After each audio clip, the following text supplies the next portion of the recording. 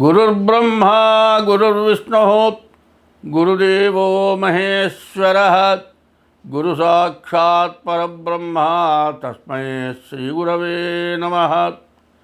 అగజానన పద్మార్కం గజానన మహర్నిశం అనేకదం త్వం భక్తానాం ఏకదంతముపాస్మహే.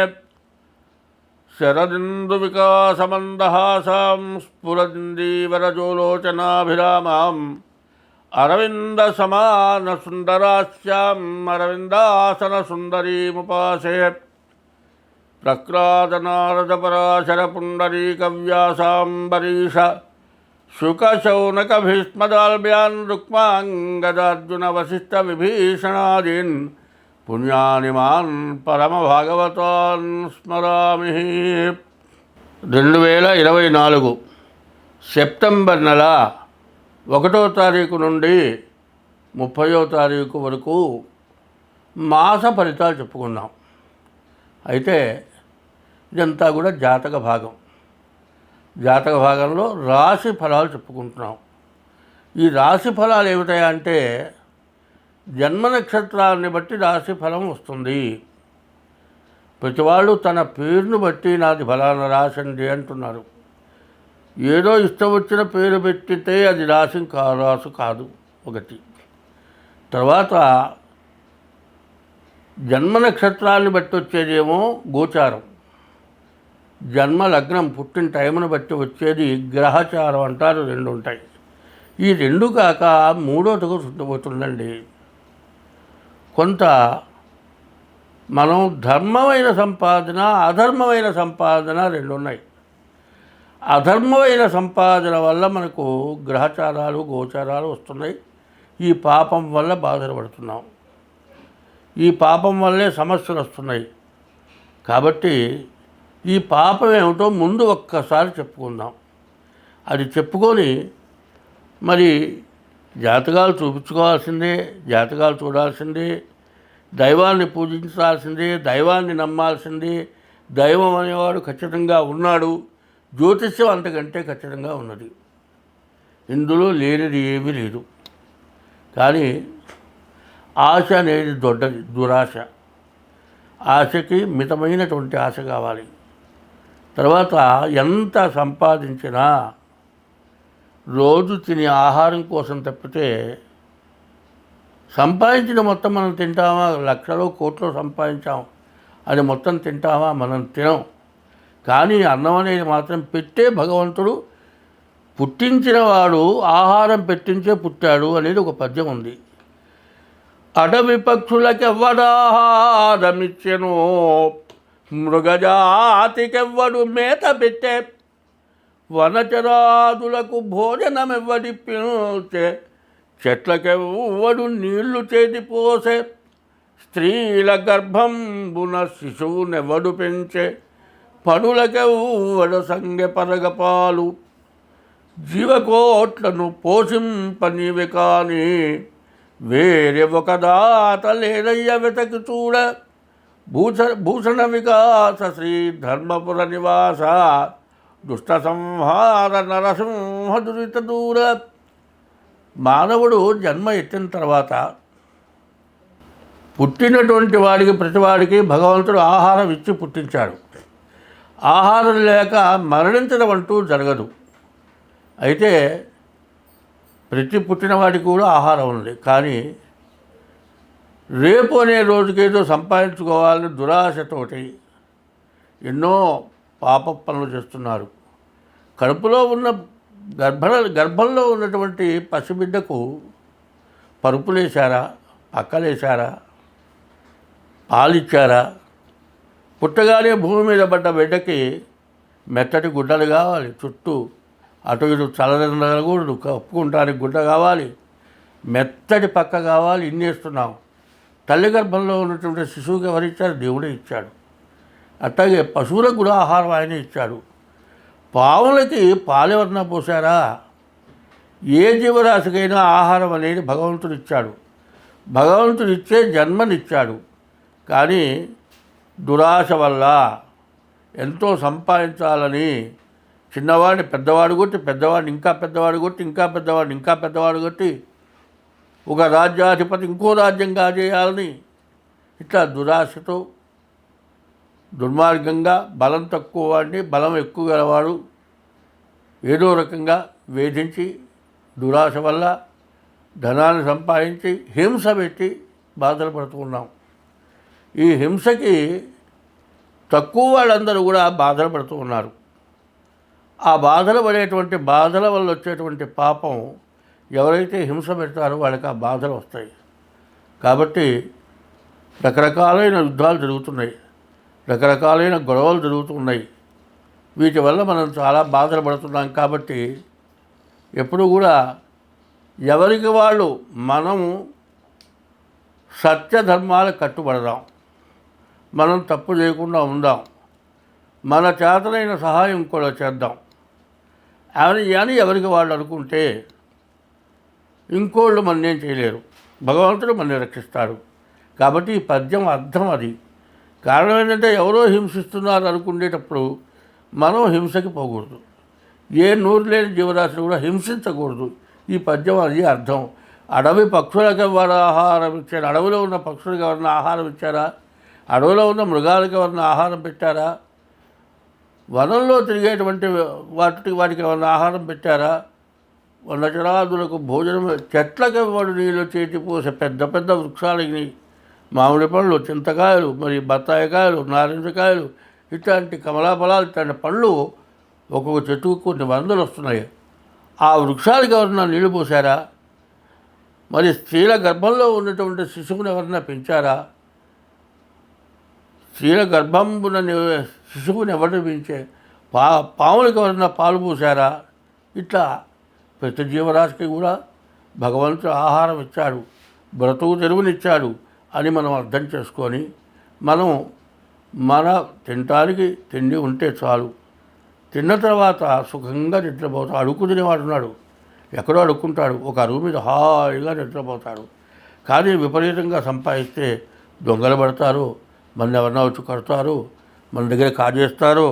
ఇట్లాంటి భయాలు ఎక్కువయ్యి మనిషి ఎప్పుడూ కూడా ఆలోచన పెరిగి, మరి ఆలోచన వల్ల బీపీ పెరిగి హార్ట్ అటాకులు వచ్చి రకరకాల సమస్యలు పడుతూ ఉన్నారు. కాబట్టి ఇటువంటి దాని నుంచి మనం తప్పించుకుందామనే ఉద్దేశంతో నరసింహ శతకంలో, ఎక్కడ ధర్మపురి నరసింహ శతకంలో చెప్పిన పద్యం ఇది. 2024 సెప్టెంబర్ నెల 1వ తారీఖు దగ్గర నుంచి 30వ తారీఖు వరకు వృశ్చిక రాశి ఫలితాలు. మేష వృశ్చికయోర్భవమః. ఈ వృశ్చిక రాశికి కుజుడు అధిపతి. ఈ కుజుడు అష్టమంలో ఉన్నాడు. ఈ అష్టమంలో ఉండటం వల్ల చాలా జాగ్రత్తగా ఉండాలి. ద్వాదశాష్టమ జన్మస్థం శని మంగారకో గురో కుర్వంతి ప్రాణ సందేహం స్థానచలనం ధనక్షయం. శనిమో అర్ధాష్టమంలో ఉన్నాడు, కుజుడు అష్టమంలో ఉన్నాడు. పడటానికి ఏమక్కర్లా, ఏ ప్రయాణం చేస్తే ఎవరన్నా గుద్దక్కర్లా. మనం ఇంట్లో తిరిగేటప్పుడు కూడా కాలు దారి పడి కాలు ఎరగటమో, నడువులు దెబ్బతినటమో ఏదో జరిగే పరిస్థితులు కనపడుతుంది. యాక్సిడెంట్లు అవ్వటానికి. యాక్సిడెంట్లు కాదండి, ఇంట్లో అన్నీ కూడా పాలిష్ రాడు గతులు ఇల్లు, ఏమాత్రం నీళ్ళున్నా కూడా తడి ఉన్నా కూడా కాలు జారుతుంది.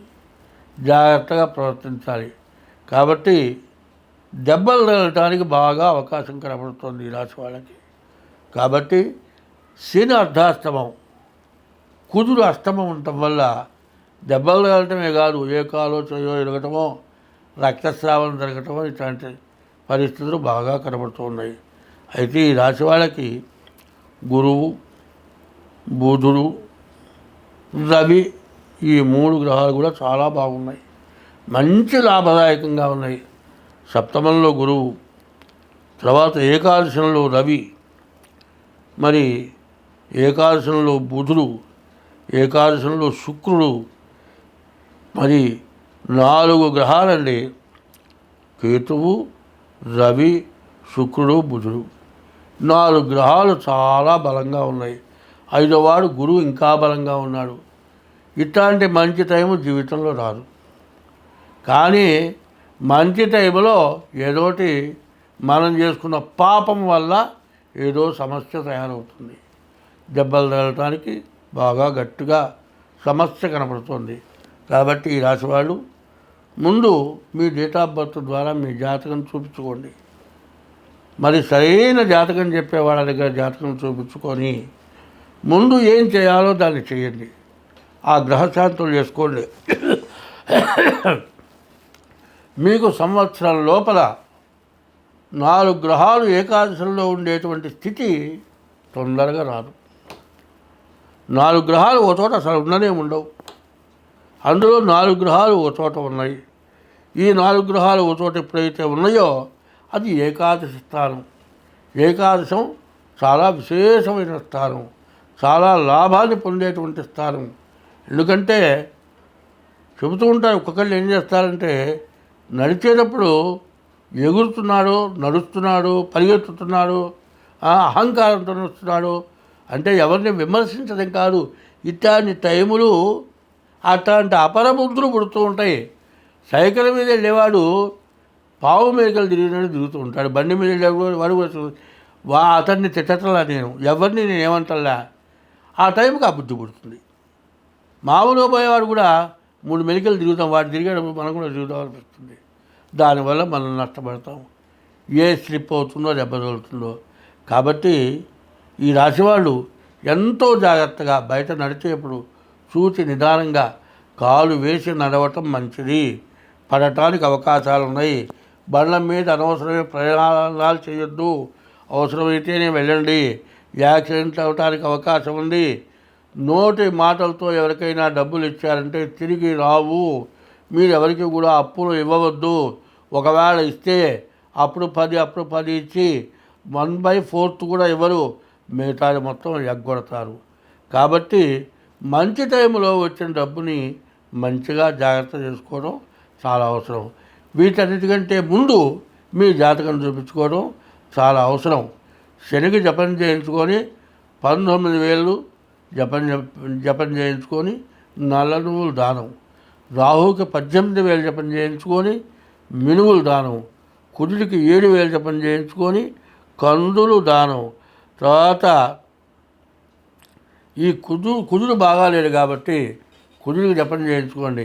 ఎక్కడైనా అన్నదానాలు చేసే చోట కందిపప్పు ఇవ్వండి వంట చేయడానికి. ఈ కుజుడు వల్ల చాలా మంచి ప్రయోజనం కలుగుతుంది.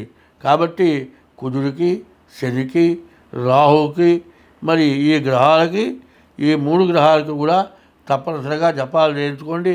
5 గ్రహాలు బాగున్నాయి. ఇది కాక ముఖ్యంగా ముందు మీ జాతకం చూపించుకోండి. మిగతా జన్మ లగ్నరీత్యా కూడా బాగుంటే మీకంటూ ఎదురుంటూ ఉండదు. ఎప్పుడు కూడా ఒకటే గుర్తు చెబుతున్నా, వ్యాపారం చేసేవాడు పగలు 12 గంటలు షాపు తీసుకూర్చుంటాడు. 1 గంటలో 10 రోజులు వ్యాపారం చేస్తాడు. పగలంతా ఖాళీగానే ఉన్నాడు. అట్లాగే ఇప్పుడు కూడా మన జాతకంలో ఎట్లా ఉంటుందంటే ఏదో మంచి టైము, అమృత ఘడియలు వస్తాయి. ఆ టైంలో మనకు ఎప్పుడు ఎన్నాళ్ళ నుంచో జీవితం మొత్తం నుంచే కోరుకున్నటువంటి కోరిక నెరవేరేది ఉంటుంది. ఏమిటంటే పెళ్ళి కావటము, చదువు పూర్తవటము, ఉద్యోగం రావటము, సంతానం కలగటము, ఇల్లు కొనుక్కోవటము, ఇట్లాంటివి తీరని కోరికలు కలిగిన వాళ్ళు చాలామంది ఉన్నారు. ఇప్పుడు వివాహం కాకుండా కూడా ఇబ్బంది పడుతున్న వాళ్ళు ఉన్నారు. వివాహమై సంతానం లేకుండా ఇబ్బంది పడుతున్న వాళ్ళు ఉన్నారు. చదివి ఉద్యోగం లేకుండా ఇబ్బంది ఉన్నవాళ్ళు ఉన్నారు. ఇట్లాంటి వాళ్ళ కోరికలు తీర్చడానికి ఈ రాశి వాళ్ళకి మంచి అవకాశం కనబడుతోంది. కానీ ఈ అవకాశాన్ని జాగ్రత్త పడాలంటే ముందు మీ జన్మ లగ్నరీత్యా డేట్ ఆఫ్ బర్త్ ద్వారా కానీ సాముద్రికం ద్వారా కానీ మీ జాతకం చూపించుకోండి. మీ జీవితంలో తీరని కోరిక ఖచ్చితంగా తీరుతుంది. స్వస్తి.